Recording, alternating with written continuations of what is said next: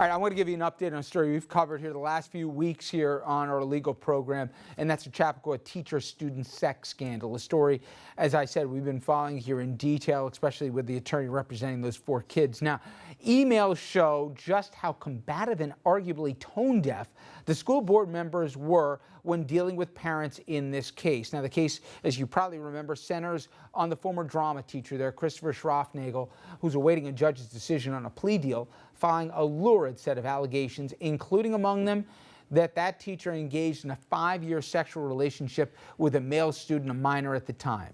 Then he had and coerced students into oral sex with him and other students, again, 14 and 15-year-old children at the time, and that he provided drugs to the students and got drunk and high with those students. That he asked students to take and send him lurid photos of their genitals and much more.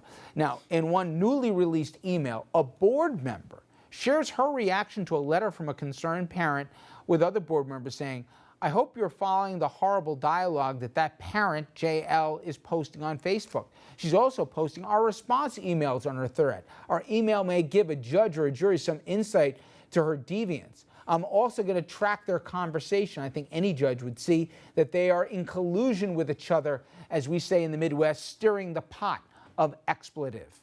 Again, these were referring to concerns of concerned parents here as to what was going on with the school, especially considering they may have been alerted years earlier to a troubled teacher. Again, that same member then sends around a draft response to that offending parent, writing in part, "You say that you are a resident of the district, but we were informed that your children are registered in the Katona School District. You mentioned in your email that you're representing the families affected by the teacher.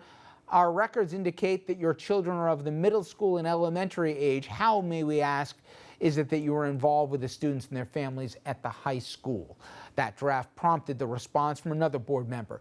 "Don't feed the trolls. Both parents are in litigation with the district. They're both trying to get us through social media somehow and for some reason." I would say something along the draft line, but add a first sentence that says something like, "We thank you very much for your concern for your neighbors."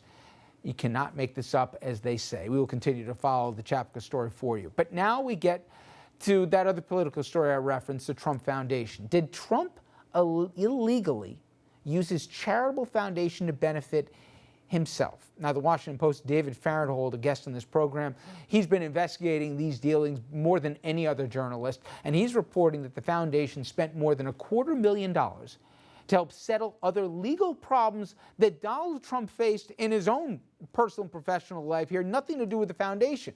The conclusion? That Trump may have violated laws against what's called self-dealing, which prohibit nonprofit leaders from using charity money to benefit themselves or their businesses. What's more, the cases all feel both petty and stupid. Petty and stupid cases, of course, are not against the law. Case 1, a dispute over the height of a flagpole at Trump's estate in Florida. Trump was fined $120,000 over that, but Trump settled where he claims he never does. Palm Beach agreed to waive the fines if Trump's club made a $100,000 donation to a specific charity for veterans. So what did Trump do?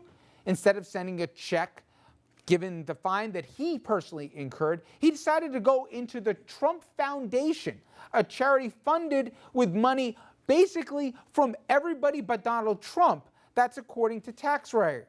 So he took people's money for charitable purposes and he paid off his fine. The Post even published this copy of the check written from the Trump Foundation account. Now, a second suit stemmed from a charity golf tournament in Westchester County in 2010. If you haven't heard the story, you have to listen to the details. You cannot make this up. A player won $1 million for hitting a hole-in-one. Trump, he says, "I won't pay." Say the hole was too short at his own club. The player claims the course was shortened right before the tournament so that Trump wouldn't have to pay out. The result? Another settlement to the player's chosen charity. This guy's a nicer guy than I would have been. And the Post reports that a $158,000 donation was to be made to the charity from Donald Trump. Instead, it came from the Trump Foundation. Finally, in 2014, the foundation spent $10,000 for a portrait of Donald Trump. Quoting the Post, or rather another portrait of himself, several years earlier, Trump used another 20 grand from the Trump Foundation to buy a different 6-foot-tall portrait. The paper has not been able to confirm where either Trump portrait is found, although rumors are it could be in the Von Oist estate. Now, to that end, New York State Attorney General Eric Schneiderman has launched an investigation into the Trump Foundation along with his other civil suit over Trump University. And guys, beyond being just so skeevy ethically, to take money that is supposed to be for charitable endeavors given by people to you, and to your foundation, but you use it to pay off your fines for being basically a welcher or worse. It's clearly illegal, right? That's what they call by self-dealing? Well, I guess it is, and I guess what they'll ask him to do is pay it back.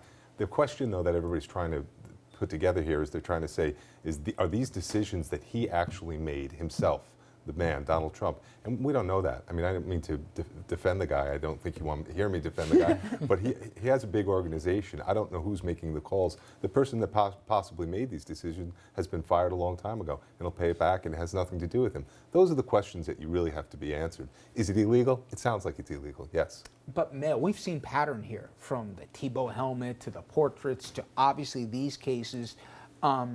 Clearly, and Trump always believes in using other people's money, right? He says that that's great business.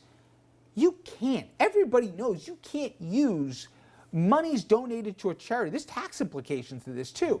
You make a charitable contribution. You don't make it so that he can pay off his fines because he's screwing a guy over a hole-in-one, right? Absolutely. So, and worse than that, they reached a settlement which said, these two people said, listen, fine, don't pay me what you owe me. Give the money to a charity. And then when he agrees to do that after being shamed and even getting a haircut on what he would have paid, he then goes to his own charity to pay it instead of writing his own check. It's not just bad, it's clearly illegal, right? Absolutely. They should, to Doug's point again, though, it is important. We don't know who did it, but whoever did it, it's illegal. It is his foundation. And that is very important, though. But he's responsible for his books. Absolutely, he's responsible. That's in his filing. Absolutely. And they could audit the foundation and figure out exactly what occurred, and they could lose their status, their tax-exempt status. Okay. Which do you think is of greater exposure to him from what you know, guys? The Trump University case, which you're familiar with right now, or these charitable foundation and questionable self-dealings? Well, I see direct decisions that were being made. He was talking about Trump University. I'm not saying it was anything wrong, but I can see direct decisions that he made. I don't see that with the charitable trust. Nobody's saying that he decided to take the 150 grand from the golfer and give it. But doesn't the buck have to stop? And I hear Doug's point, but doesn't the buck have to stop with the person who in the end is approving the expenditures for the foundation? That's true, but I think also when people wrote a check, they believed that Donald Trump was making representations that you contribute money to my charitable foundation and I'm going to be using them for good public works, in this case, veterans donations and all the rest. They didn't believe it was to pay for a fine for a flag here or to pay a guy off that he wouldn't want to make good on what he promised on a hole-in-one.